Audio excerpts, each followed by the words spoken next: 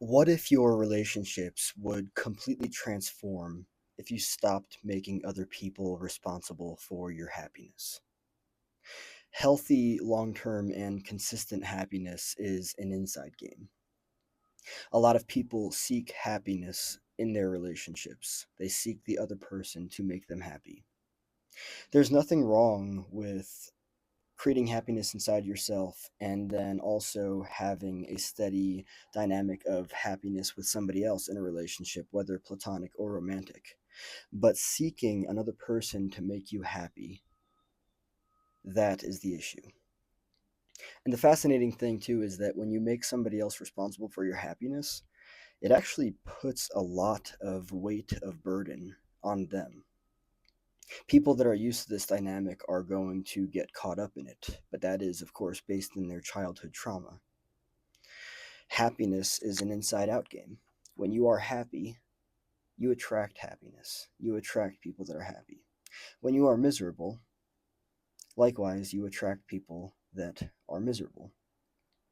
But if you're wondering why your relationships aren't working out and you are not happy, that's one of the biggest reasons. Of course, though, it's important to understand that, like I said before, people that are miserable, they will attract other people that are miserable. But those relationships aren't, in my honest opinion, successful. There's no good health there. There's no dynamic of consistency and positivity. And I wholeheartedly believe that those ingredients are necessary for the long term success of a relationship. But diving deeper into this whole dynamic of making other people responsible for your happiness, talk about something that repels people away from you, that creates resistance. This maybe is low key walking on eggshells. The fascinating thing about it is that people that seek other people to make them happy are very unstable within themselves. They require a lot, an excessive amount of attention in regards to different areas to make them happy. And the fascinating thing, too, is that people that require other people to make them happy are usually the ones that make other people walk on eggshells because it has to be this dynamic where things are this way, and if they're not this way, then it's not going to be okay. The most beautiful thing about creating happiness within yourself is that you get to design it. And you also get to spend a lot of time in yourself, inside your mind, inside your heart, inside of your intuition, understanding what it is that is most important to you. The coolest thing, something that I've been experiencing for quite a bit now, maybe a couple years now, is my own happiness generates this energetic magnetism that creates really interesting experiences in my own life. And it actually attracts people to me. I'm happy, and it has nothing to do with anything out there. I mean, don't get me wrong, there are things that I'm doing that are external that I enjoy that bring me happiness, but it is entirely based on my choosing. That energy radiates outwards and attracts accordingly. If I was seeking other people to make me happy, I would be creating a lot of resistance in my own life.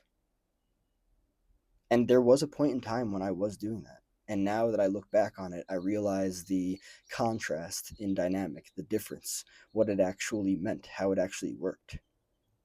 I was repelling people away from me. Hey, make me happy. Hey, make me happy. Hey, make me happy. Repellent energy, resistant energy. There was something that I couldn't see inside of myself that I needed to be able to see.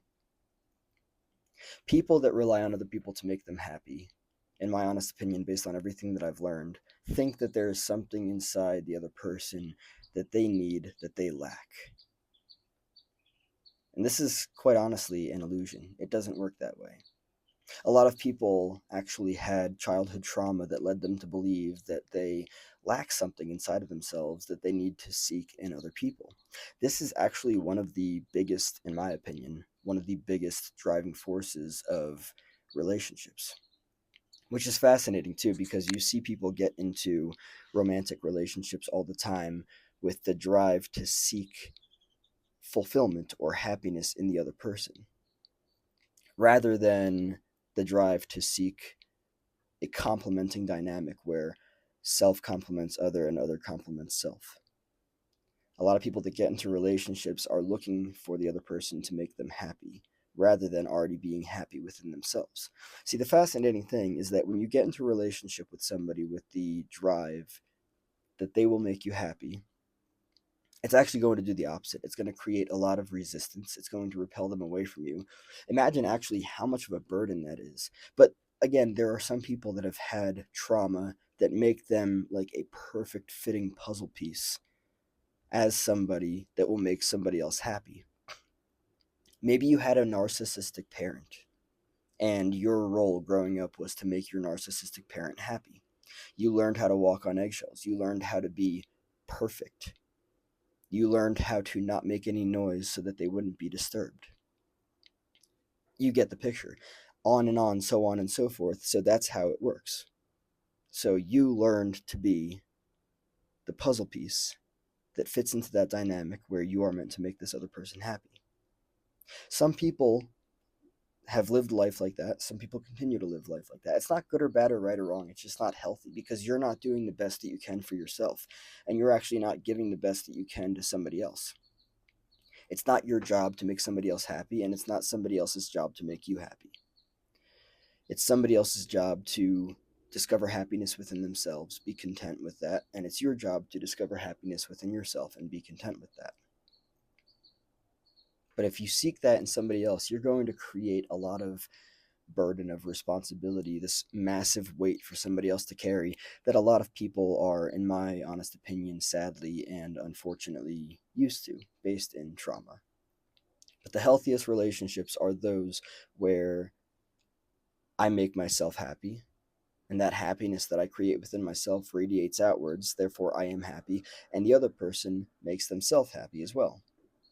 And that happiness that they create inward radiates outward, and it is attractive. Two happy people come together, and they create even more moments and experiences of happiness.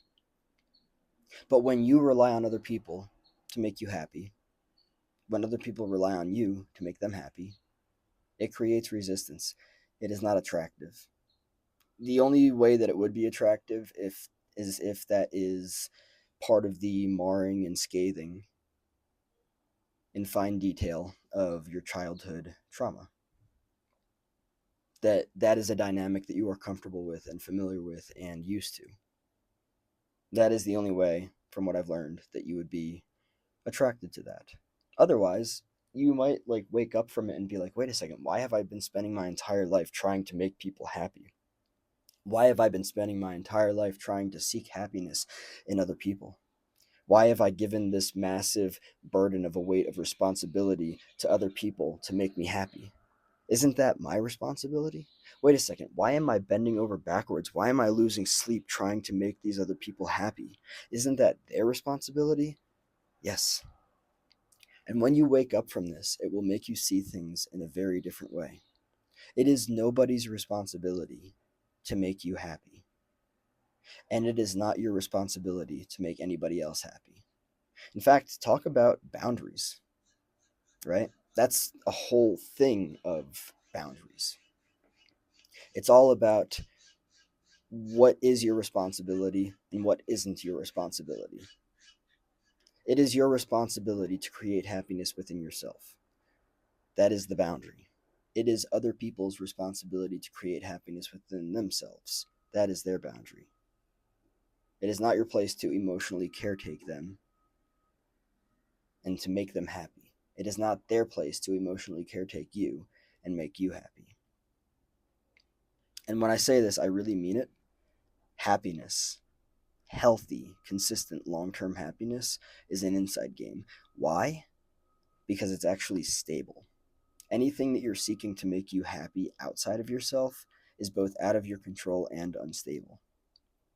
So the more you try to twist all of these different pieces and turn these people this way and that way and all these different ways. Oh, if I could just control you and get you to be this way, then you'd be that way, and then I'd finally be happy because my happiness is dependent on you. So I'm just going to control you and turn you that way and move you over here and do a bunch of. No, who the hell wants to do that?